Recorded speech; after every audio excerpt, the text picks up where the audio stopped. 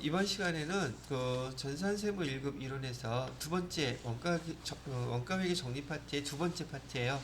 부문별 원가 계산이라고 되어 있는데, 부문별 원가 계산이 뭐예요? 부문별 아까 잠깐 설명을 해드렸는데, 제품이 원재료 등등 투입이 돼서 제품이 만들어지는 과정이 있는데, 이런 제품이 만들어지는 과정은 제조 부분, 공장에서의 장소, 어디서 만들어지느냐를 구분하는 것을 우리 장소 구분을 부문이라고 불러요.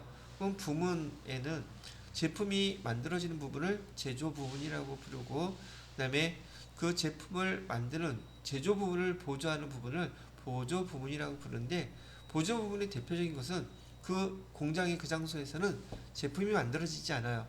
예를 들어서 사무실이라든지 식당이라든지, 그 다음에 검수 부분이라든지, 그 다음에 동력 발전 부분이라든지, 얘네들은 다 뭘 서포트하고 있어요?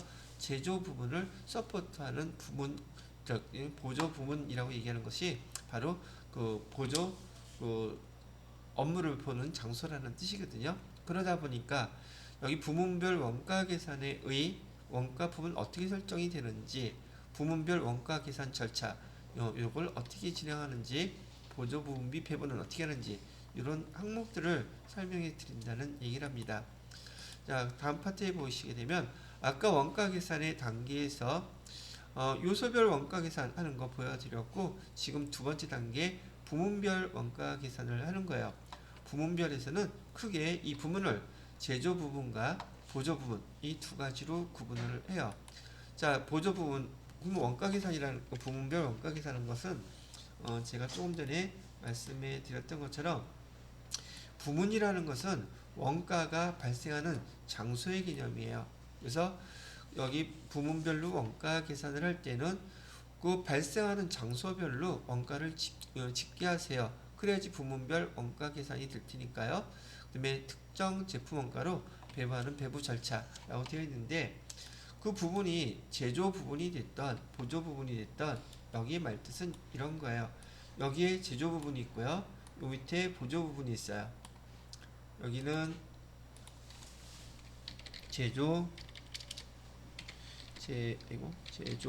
부문이 있고, 요 밑에는 보조 부문이라고 봤을 때 그 장소가 절단 부분이든지 뭐 조립 부분이라든지 그 다음에 결합 부분이라든지 뭐 이런 부분들이 여러 개 있겠죠. 보조 부분 안에도 이렇게 보조 부분이 여러 개 있을 수 있단 말이죠. A, B, C 이런 보조 부분들이 있는데, 이 부문별 원가 집계를 할 때 첫 번째 순서는 뭐냐 하면 바로 제조 부분에서 있는 여러 가지 부분들의 각각의 장소에서 발생한 원가를 먼저 집계하는 게 첫 번째예요. 여기 보조 부분에서도 각각 자기가 있는 장소에서 원가를 집계하게 되면 6가지의 부문이 있었다면 6개의 원가가 나오게 되겠죠. 좀 이따가 원가가 이게 부문별 원가 계산할 때 여기 계산하는 순서 요거 좀 보여드릴 텐데, 일단 여기서 부문별 원가 계산은 발생 장소별로 원가를 집계하라는 말은 바로 이런 거를 의미하는 것이란 얘기예요. 두 번째에서 보시게 되면 부문별 원가 계산은 원가 통제와 관리를 위한 정보를 제공한다. 아니, 원가 계산 자체가 모든 원가가 다 통제, 관리하기 위한 정보를 받기 위한 것들이에요. 두 번째, 원가 부분별 발생 원가의 낭비, 비효율을 파악한다. 이런 거 계산해서 하다 보니까 이런 것들이 낭비가 되거나 비효율적이라는 것들 다 여기서 체크해서 걸러낼 수가 있단 말이죠. 그 다음에 세 번째로는 특정 보조 부분을 유지하거나 또는 폐지. 아니, 그것도 당연하겠죠. 왜 그러냐면 여기 원가 부문별로 낭비나 비효율적인 거 파악했다면서요. 비효율적인 것인데 납두겠어요? 없애버리겠어요? 비효율적이라면 줄이든지 없애버리겠죠. 이런 결과로 인해서 폐지 결정도 할 거고, 아니면 괜찮다면 유지하겠다. 여기 말은 다 똑같이 연결되어 있는 것들이에요. 자, 그래서 개별 원가 계산은 제조 간접비 배부 절차로 사용하고, 그다음에 종합 원가 계산에서는 모든 원가 요소를 제품에 배분하기 사용한다. 부문별 원가 계산을 하게 되면 개별 원가 계산에서는 이렇게 사용이 되고, 그다음에 종합 원가 계산에서는 이렇게 사용된다는 내용을 갖다가 부문별 원가 계산에 대한 에서 설명을 해주고 있어요. 자, 그럼 다음 파트를 보게 되면 조금 전에 설명했던 내용으로 다시 한번 잠깐 보고 넘어갈게요. 여러분이 그 회계 1급에서 아마 많이 봤던 거겠죠? 자, 용어를 제조 부분에 쓰는 용어가 뭐냐면 제품을 제조하는 주용공정이 뭐지? 주공정일 텐데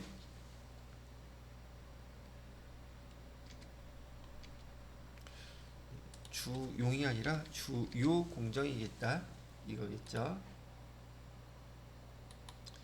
자, 제조 부분이라는 것은 제품을 만들기 위해서 주요 공정, 즉 주물 부분이라든지 절단 부분, 선반 부분, 조립 부분, 연마 부분 등. 근데 모든 제조업체가 이렇게 구분하고 있을까? 아니, 그렇지는 않아요. 근데 제조 부분은 주로 이런 식으로 구분하고 제품이 만들어지는 파트들을 이렇게 나누어 놓았다는 뜻이에요. 자, 거기에 반해서 보조 부분은 보조 용역 부분과 공장 관리 부분으로 나뉘어지는데, 보조 용역 부분은 동력 부분, 수선 부분, 검사 부분 등 이런 식으로 나눠지고, 공장 관리 부분은 사무 업무 보는 곳들이죠. 구매, 노무, 공장 사무 이런 식으로 구분이 돼서 제조 부분과 보조 부분으로 나뉘어지긴 하는데, 지금 보조 부분을 보시게 되면 여기 이런 데서 제품이 만들어질 리가 전혀 없죠. 이런 거를 우리 보조 부문이라고 분다. 자, 이렇게 부문을 한번 잠깐 리뷰해 봤고요. 자, 그런 보조 부분에서 발생한 원가를 갖다가 이제 배분을 해야 되는데, 배분 기준의 가장 중요한 것은 이 네 가지 원칙이에요. 자, 원가를 배분할 때 이게 왜 중요하다고 얘기를 하느냐면요. 자, 공장에서는 지금 우리 본사처럼 판매하는 부분이 있어요, 없어요? 판매 부서라는 게 없어요. 즉 공장 여기 제조 공장은요, 제조 공장에서 이 사람들이 업무를 잘했는지 못했는지는 뭐 갖고 평가를 해야 될까? 여기도 직원들이 있으니 얘네들도 잘했으면 보너스라는 거 받고 그래야 되지 않겠어요? 즉 업무에 대한 성과를 무엇으로 평가하겠느냐 말이죠. 성과, 평가, 측정 이런 걸 뭘 갖고 해요? 바로 여기 발생하는 원가의 효율성 갖고 한단 말이죠. 자, 그렇다면 원가가 발생했을 때 아까 그런 부서에다가 배부하는 거 공통적으로 똑같이 배부해야 될까? 형평성 있게 배부해야 될까? 그런 게 있겠지 않겠어요?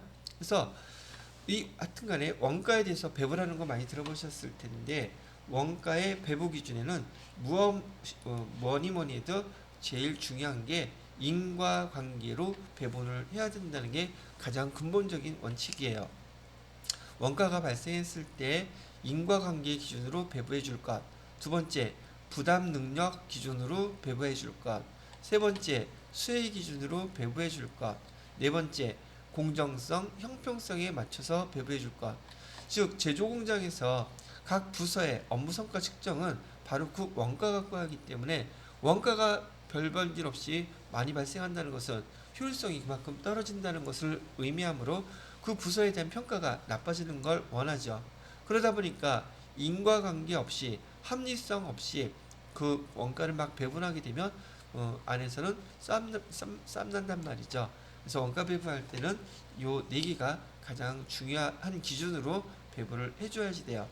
자, 그러다 보니까 여기 부문 공통비, 공통으로 발생한 비용들이 있다면 그 부서에다가 어떻게 배분하는 게 좋을까? 얘기하면 이런 얘기예요. 좀 간단하게 식당을 하나 예를 들어 볼게요.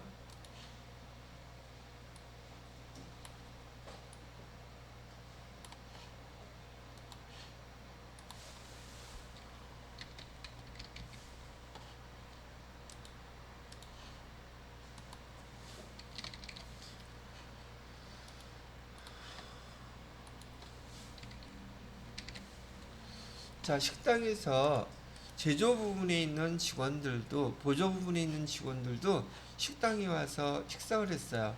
식사를 했는데 발생한 한 달 동안 발생한 원가가 1,000원이었다고 가정을 하자고요.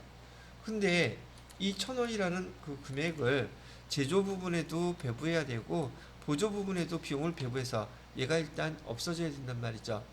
이 배부하는 이유는 뭐냐면 봐요. 지금 원가 계산을 하는 이유부터 아셔야지 돼요. 원가 계산을 왜 해야 되지? 라고 봤더니 원가 계산을 할 때는 우리가 제품을 만들기 위해서 그리고 발생하는 수많은 원재료들을 먼저 사갖고 온단 말이죠. 원재료 몇 개가 있냐? 수십 개, 수백 개가 이렇게 있을 거란 말이죠. 이런 것들을 사갖고 와서 얘네들이 조립이 되기 시작하면 원가는 그 다음 개수로 점점점 줄어들게 된단 말이죠. 이렇게.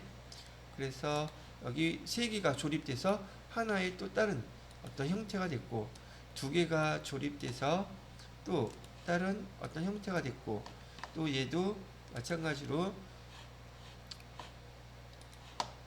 두 개가 조립돼서 또 다른 형태가 이렇게 됐고, 또 다음 또 조립 단계를 거치니까 이 두 개가 거쳐져서 하나의 또 조립품이 만들어졌고, 또 얘는 이하고 이렇게 합쳐져서 최종 제품이 하나가 이렇게 완성이 되더라는 거예요. 제품. 자, 그러다 보니까 지금 원재료를 통해서 궁극적으로 계산해야 되는 것은 제품이 만들어지게 되면, 지금 예를 들어서 우리가 상품 100만원짜리 갖고 사갖고 와서 얘를 150만원에 팔았어요. 그럼 이익은 얼마가 나죠? 그럼 매출 원가는 얼마예요? 얼마짜리 사갖고 왔다 그랬죠? 그게 매출 원가예요. 근데 우리가 얼마 받고 팔았어요?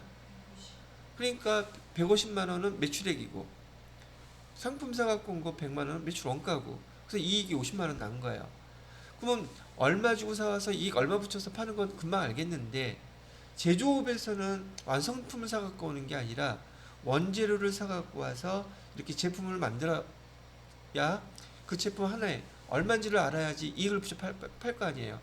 지금 이 상태에서 지금 제품 하나의 값이 얼마인지 중간 단계 알 수가 있을까 없을까? 2단계에서는 알 수가 없어요. 그래서 원가를 갖다 계산하는 이유는 제품을 만들기 위해서 들어갔던 이 수많은 원재료와 여기 부문별 발생했던 원가 다 합쳐가지고 총 아까 금액이 뭐였었어요? 제조원가 명세서에서 나왔던 금액이 제품 제조 원가였었잖아요. 그죠? 제품 제조 원가가 총 얼마가 나왔겠냐면 10,000원이 나왔다고 가정을 해요. 금액으로. 근데 이렇게 10,000원을 투입해서 만들어내는 제품의 개수가 10개였다고 가정을 하는 거죠. 그럼 제품은 한 개당 얼마인 거예요? 10,000원을 갖다가 10개로 나누게 되면 제품 한 개당 얼마가 나온다? 1,000원 나오죠. 제품 그 한 개에 얼마인지를 알기 위해서 원가 계산을 한단 말이죠. 그럼 제품 만들 때 총 한 대당 1,000원이니까 이익을 50% 붙여서 판다면 얼마에 팔면 되겠습니까? 1,500원에 팔면 되겠죠. 원가가 한 개당 얼마니까? 1,000원이니까 이익 50% 붙여서 1,500원에 팔면 500의 이익이 남잖아요. 바로 이 원가 계산은 제품 하나당 얼마인지를 계산하기 위해서 이 금액들을 짓게 하는 거예요. 그리고 그 동안에 만들어진 제품 수가 있겠죠. 그 수로 나눠주는 거예요. 그래야지 거기다 이익 붙여서 팔 수가 있으니까. 즉 여기서 얘기하는 이 많은 부품들이 결과론적으로는 하나의 금액으로 계속 대체돼서 금액이 한 개로 짓게 되더란 말이죠. 그러다 보니까 이 원가 계산할 때 원가가 점점점 하나로 짓게 되는 과정 중에서 지금 여기서는 얘는 공통비예요. 식당에서 발생한 비용은 공통비. 여기는 전 제조 부분에서 발생한 원가, 여기는 보조 부분에서 발생한 원가. 그래서 얘를 굳이 또 제조 부분을 구분해 본다면 제조 부분에는 두 개가 있어요. 그 다음에 요 밑에 보조 부분에도 두 개가 있다고 가정했을 때, 자, 공통비를 먼저 제조 부분과 보조 부분으로 배부해야 되고, 그래서 배부가 되게 되면 그 다음에 보조 부분에 있는 원가를 제조 부분에다가 또 이렇게 배부해요. 그러면 개수가 점점점 줄고 있죠.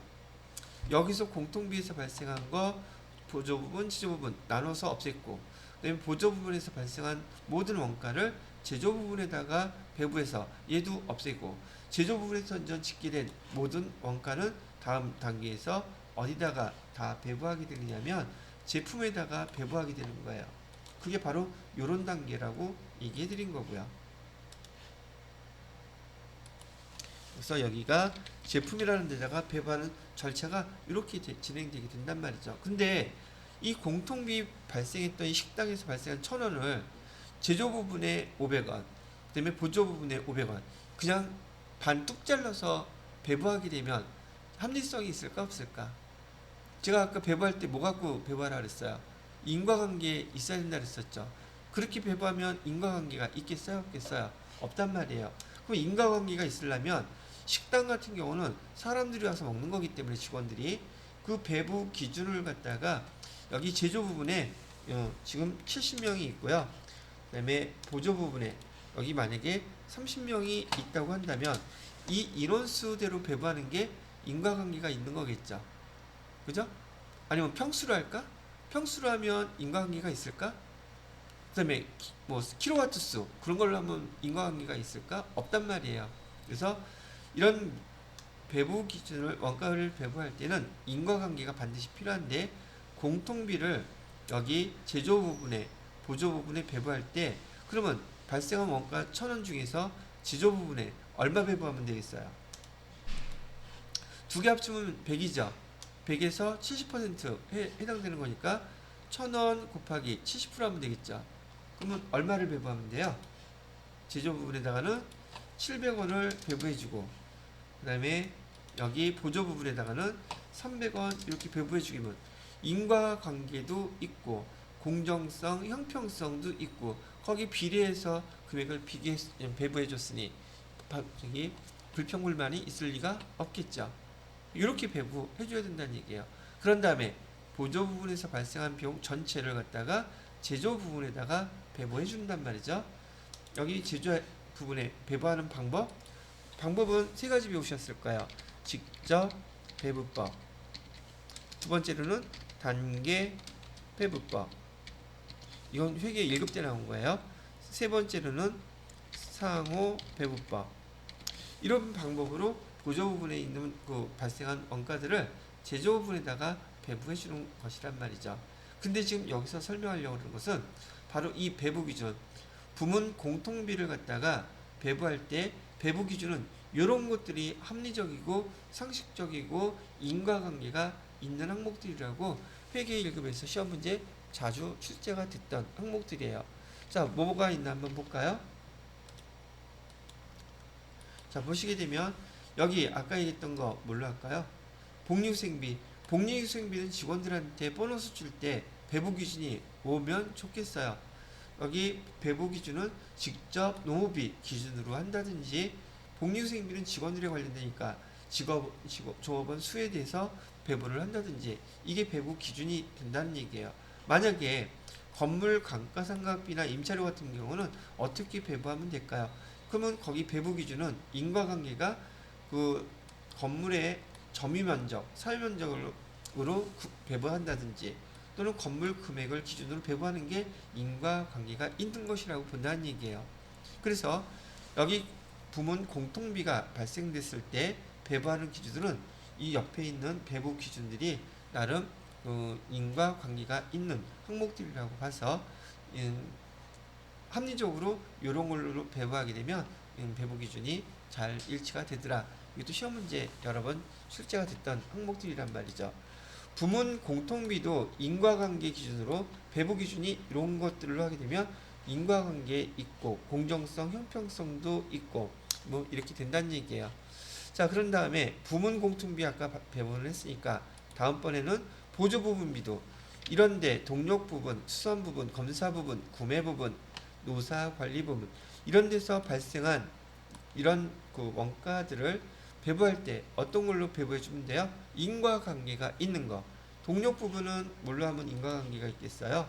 동력 부분은 전기 사용량이라든지 킬로와트 수 사용한 거. 수선 부분은 수선 횟수나 수선 유지 시간, 검사 부분은 검사 수량이나 검사 기간, 여기에 발생한 내용들도 결국은 뭐였었어요? 여기 인과관계가 중요하게 작용해서 이런 기준으로 배부 기준으로 배부하게 되면 인과관계가 있다는 것을 보여주고 있는 것들이에요. 시험 문제에서는 이런 거 배부할 때 다음 중 어떤 것이 더 합리적이고 인과관계가 있는 건가요? 이렇게 물어본다는 얘기예요. 만약에 여기 동력 부분에서 동력 부분의 그 원가 배부 기준으로서 여기 수선, 횟수라든지 또는 검사, 수량이라든지 주문, 수량이라는 걸로 또는 종업원 수로 배부한다면 인과관계가 얘네들보다는 훨씬 떨어지죠. 이런 경우에는 인과관계가 없다고 보고 그런 방법으로 배부하는 것은 바람직하지 못하다고 얘기하는 거예요. 자, 그래서 회계 1급, 세무 2급에서도 여기에 대한 내용들, 배부 기준에 대한 것 이런 내용들은 기본적으로 보기에서 하나 둘 계속 나오는데 이런 배경적인 지식이 없으면 구분하기가 좀 어려우시기 때문에 회계 1급, 세무 2급에서 나왔던 것들을 제가 나름 간략하게 요약해서 한번 보여드리고 넘어가는 겁니다. 자, 그 다음에 보시게 되면 아까 얘기했던 부문비 원가 집계는 어떤 순서로 하면 돼요? 라고 물어본다면 아까 얘기했던 거 부문별로 각각 발생한 주요 부문, 제조 부분이라 그랬죠? 자, 처음에 비용이 부문별 원가 계산에서는 비용이 발생하는 원가가 발생하는 기준이 세 가지가 있어요. 하나는 제조 부분에서 원가가 발생할 거고요. 제조 부문에서 원가가 발생할 것이고 보조 부문에서 원가가 발생할 거예요. 자, 거기다가 또 어디서 원가가 발생할 수 있느냐 하면 제조 부분과 보조 부분 공통으로 아까 사용되는 공통 원가가 발생할 수 있단 말이죠. 자, 그러다 보니까 부문별 원가 계산 절차는 첫째, 뭐부터 한다? 각 부문에서 발생한 원가부터 집계한다. 제조 부분은 제조 부분대로. 그래서 아까 얘기했던 거 제조 부분 두 군데가 있다면 이 두 군데. 보조 부분도 두 군데가 있다면 보조 부분도 나름대로 자기네 원가를 집계한다. 공통도 공통대로 집계를 한다. 그래서 부문별로 발생한 대로 다 원가 집계하는 게 첫 번째. 두 번째는 공통비는 제조 부분과 보조 부분으로 배부해서 얘는 없애준다. 세 번째, 보조 부분에서 발생한 거는 그 다음에 어디로 배부한다? 제조 부분으로 배부한다. 그 다음에 제조 부분에서 발생한 건 마지막으로 어디로 배부한다? 얘가 마지막으로 제품으로 배부하라는 얘기예요. 결국 제품으로 다 가는데 여기서 발생한 모든 원가가 결국 어디로 반영돼요? 제품으로 반영되는 절차. 그래서 여기 보조 부분 부문비 집계 절차는 첫 번째 부문별 원가 집계하세요. 두 번째 보조 부문비를 제조 부분에 배부하세요. 제조 부분에 집계된 것은 제품으로 배부하세요. 이렇게 하게 되는데 부문별 원가 집계는 특정 부문 개별비 부문의 부과 공통비 각 부문의 배부 바로 요거 얘기하는 거예요. 각각 집계를 해서 공통비 이렇게 배부하라고 그러고 자 보조 부분비를 제조 부분으로 배부하라는 것은 아까 써드렸던 직접 배부법, 단계 배부법, 상호 배부법 요 세 가지 방법으로 보조 부분비에서 발생한 원가를 제조 부분에 배부하는 방법을 얘기해주고 있어요. 마지막으로 제조 부분비를 갖다가 제품에다가 배부할 때 공장 전체율이 있고 여기 배부할 때 방법이 공장 전체율이 있고 부문 배부율이 있는데 자 여러분이 어감상 볼 때요 공장 전체율은 공장에서 발생한 전체 비율대로 한 방에 배부하는 방법이에요. 그 얘가 원가 계산 정보가 정확할까? 아니면 부문별로 따져서 배부하는 것이 원가 계산 정보가 정확할까? 어떤 게 더 정확할 것 같아요? 공장 전체로 발생한 것보다 세세하게 나누어서 부문별로 배부율을 갖다가 배부한 것이 그 원가의 정보가 더 정확하다고 정리를 해 놓은 것이랍니다. 그래서 여기 부문별 원가 계산 절차와 그 내용에 대해서 잠깐 정리를 해서 설명을 해드렸고, 자, 다음 파트를 보시게 되면 조금 전에 말씀드렸던 그 보조 부분에서 발생한 원가를 어디로 제조 부분으로 배부하는 방법 세 가지 있다 그랬었죠. 직접 배부법, 단계 배부법, 상호 배부법, 이렇게 세 가지 방법이 있어요. 얘는 조금 전에 얘기드렸던 보조 부분비를 어디로 제조 부분으로 배부되는 거 지금 설명하는 것이고요. 이 보조 부분이 발생한 것을 제조 부분으로 배부할 때 다음 세 가지 방법, 어떤 방법을 써도 보조 부분비에서 발생한 원가가 제조 부분에 배부되는 것은 똑같아요. 보조 부분비로 짓게 되는 원가가 1,000원이라고 가정했을 때 제조 부분으로 배부되는 금액은 직접 배부법을 써도 1,000원, 단계 배부법을 써도 1,000원, 상호 배부법을 써도 1,000원, 다 똑같단 말이에요. 근데 시험 문제에서 뭐라고 물어보느냐면 보조 부분비를 제조 부분비로 배부할 때 단계 직접 배부법을 쓰는 것보다 단계 배부법을 쓰면 단기 순이익이 더 증가한다. 그다음에 단기 순이익이 감소한다. 이런 식으로 물어본단 말이죠. 이 개념을 이해하는지를 물어보기 위해서. 근데 어떤 방법을 써도 금액은 변함이 있다 없다? 없어요. 그러면 단기 순이익도 변화가 있을까 없을까? 방법만 다를 뿐이지 금액은 변화가 없습니다. 그러니까 단기 순이익에도 영향을 미친다 미친다? 어떤 방법을 써도 똑같다. 그런 개념을 먼저 아셔야 된다는 얘기예요. 자, 여기 특징들을 보시게 되면 직접 배부법은 가장 단순한 방법으로서 비용을 갖다가 반영하는 방법입니다. 직접 배부법은 보조 부문 간의 용역 이런 거 상관하지 않아요. 그냥 보조 부분에서 발생한 건 무시하고 보조 부분에서 발생한 원가를 제조 부분에 직접 배부하는 방법을 직접 배부법이라고 부른답니다. 그러다 보니까 원가 정보의 결과 유용성이 많이 떨어져요. 왜? 계산은 간단한데 쉽게 배부하는 방법이다 보니까 대부분 중소기업 원가 정보를 계산할 때 직접 배부법으로 많이 사용한답니다. 거기에 반해서 단계 배부법은 계단식 배부법이라고도 부르고 보조 부문 간의 그 용역 수수를 반영을 해요. 그래서 직접 배부법보다는 단계 배부법이 좀 더 정확한 원가 계산 방법이긴 한데 여기 키워드는 뭐냐면 우선순위를 정한다는 거예요. 단계 배부법은 우선순위를 정해서 제조 부분에다가 원가를 배부한다는 얘기고, 그래서 직접 배부법보다는 원가 정보가 높아요. 거기에 반해서 상호 배부법은 가장 정확한 원가 배분 방법인데 보조 부분 간의 모든 용역 수수 관계를 모조리 다 반영하는 방법이에요. 그러니 얘는 배부 순서를 고려할 필요가 없겠죠. 어차피 다 계산할 거니까. 그러다 보니까 많은 시간도 들고요. 비용도 많이 들어요. 왜? 정확하게 계산을 하다 보니까. 그렇지만 거기에 맞게끔 그 원가 정보가 아주 정확하기 때문에 다른 어떤 방법보다도 원가 계산의 정보가 많이 퀄리티가 높다는 얘기를 합니다. 그러면 원가 정보의 효율성을 따진다면 효율성은 당연히 이 순서대로 이렇게 되겠죠. 얘가 제일 복잡하고 얘네들은 상호배부법은 대기업에서 주로 많이 사용하는 방법이란 얘기죠. 단계 배부법, 직접 배부법 난이도는 얘가 제일 높고 제일 낮은 거예요. 그래서 중소기업에서 많이 사용하는 방법이라고 얘기해 드리는 것이고요.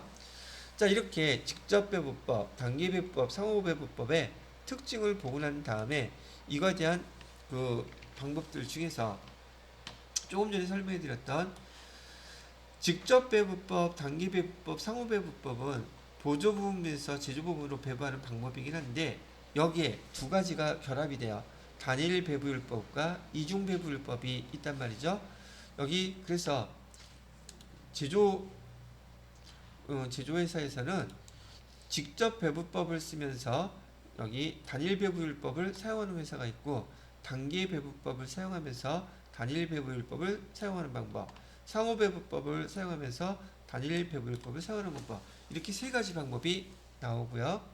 그 다음에 반대로 직접 배분법을 사용하면서 이중 배분율법, 단기 배분법을 사용하면서 이중 배분율법, 상호 배분법을 사용하면서 이중 배분율법, 이렇게 사용하는 총 6가지의 원가 보조 부분비를 제조 부분에 배분하는 방법으로 사용하고 있단 말이죠. 조금 전에 말씀드렸던 여기 직접 배분법과 단기 배분법 이런 얘기들은 여기 계산 문제로 여러분들한테 세무 2급에서까지는 다 나왔었어요. 근데 세무 1급에서는 그 직접 배분법, 단기 배분법 요것 줄만 주로 나왔는데 세무 1급에서는 요 상호 배분법에 대한 문제와 이중 배분율법 요 계산 문제가 세무 1급에서 자세히 설명이 되고 있단 말이죠. 시험 문제 나오게 되면 이것도 나올 가능성이 높다는 얘기를 해드리는 거예요. 그럼 여기서 얘기하는 단일이다, 이중이다. 이 구분은 뭐예요? 아까 또 얘기했던 거. 단일 배분율법이다, 이중 배분율법이다 얘기하는 것은 변동원가와 고정원가를 하나의 퍼센테이지로 똑같이 배분하는 방법이 단일 배분율법이에요. 이중 배분율법은 변동하고 그다음에 고정원가를 따로따로 비율에 다르게 구분하는 방법을 우리는 이중 배분율법이라고 부르는 것이죠. 뭐가 단일이고 뭐가 이중이에요? 발생한 원가를 변동원가와 고정원가로 구분해서 변동원가도 고정원가도 똑같은 비율로 하게 되면 단일 배분율법이 되는 것이고, 그 다음에 서로 다른 비율을 사용하게 되면 이가 이중 배분율법이 된다는 얘기를 합니다. 지금 여기에 해당되는 내용을 보시게 되면, 자, 보조부분비를 사용하는데 지금 직접 배분법, 단계 배분법, 그 다음에 상호 배분법, 그 다음에 아까 이 설명 나왔던 이중 배분율법, 이 계산 내용으로 이 내용들을 갖다 설명을 해드릴 생각인데 지금 시간이 거의 다 됐어요. 그래서 지금 여기 계산 문제는 다음 시간에 제가 조금 전에 설명해드렸던 내용대로 설명을 하면서 계산 문제로 이런 좀 더 구체화될 거예요. 얘가 계산 문제를 한번 풀어드리는 걸 보여드리도록 하겠습니다.